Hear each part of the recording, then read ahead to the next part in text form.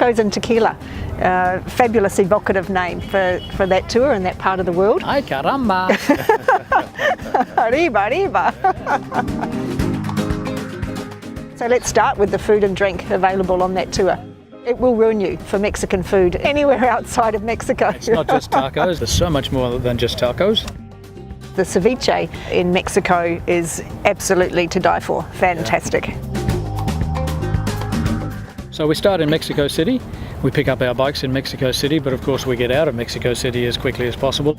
We head to the coast and we go to Acapulco, and there's a special feature in Acapulco that's worth seeing. There is.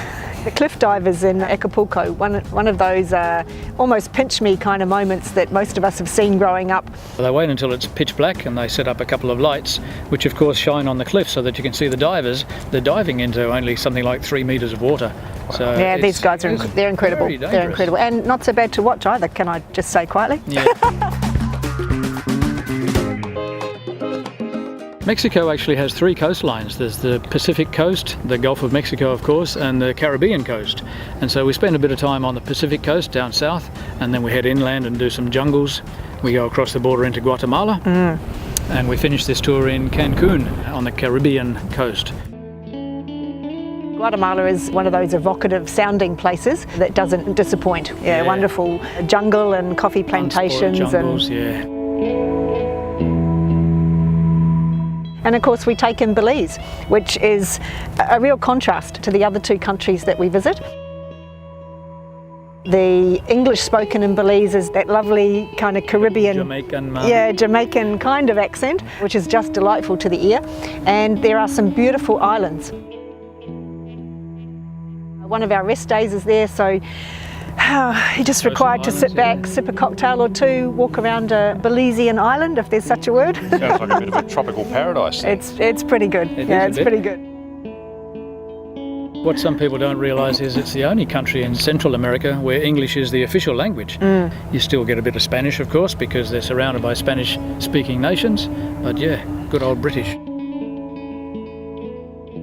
So am I right in thinking this tour includes some of the jungles, obviously, Yes. Beautiful coastlines, a bit of that sort of desert-like arid country, big variety of landscapes? Yes, semi-arid landscapes, and of course the highlight is we visit the pyramids of the Aztec and the Mayan architecture. The pyramids outside Mexico City itself, Teotihuacan, is a splendid example.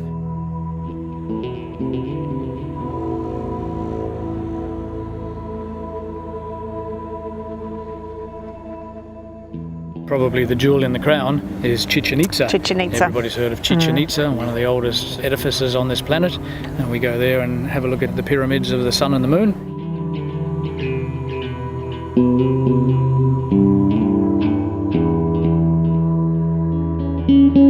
Mark Hinchliffe, who goes by the name of Mr. Motorbike Rider. He and his wife, Mrs. Motorbike Rider, came with us on the Mexico tour on an R1200, and he's written an article recently exclaiming that Mexico has become his favourite riding destination of anywhere in the world. So that's a pretty big rap. He's travelled a lot too. Huge rap. Yeah. It's day 4 of the Tacos and Tequila tour, and we're always surprised by the roads we're coming across. We've been going for hundreds of kilometres on this sort of stuff. It's just brilliant.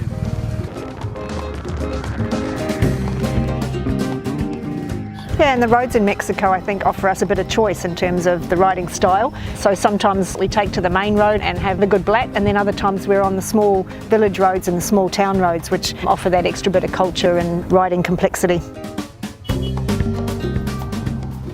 One of the coastlines of Mexico, apart from the Caribbean coast and the Pacific coast, is of course the Gulf of Mexico. And there's a section there called the Playa del Carmen, Carmen's Beach, which is a fantastic destination. White sands, coconut trees, beautiful blue water. We stop there and have a lunch, a barbecue on the beach, which is gorgeous. It's a one-way tour only. We pick up the bikes in Mexico City and we travel something like 3,000 kilometres, and we hand back the bikes in their secondary depot in Cancun. Cancun, of course, is very close to Cuba. A few people decide to extend their experience by flying to Cuba or the Bahamas or Miami or anywhere else in that part of the world.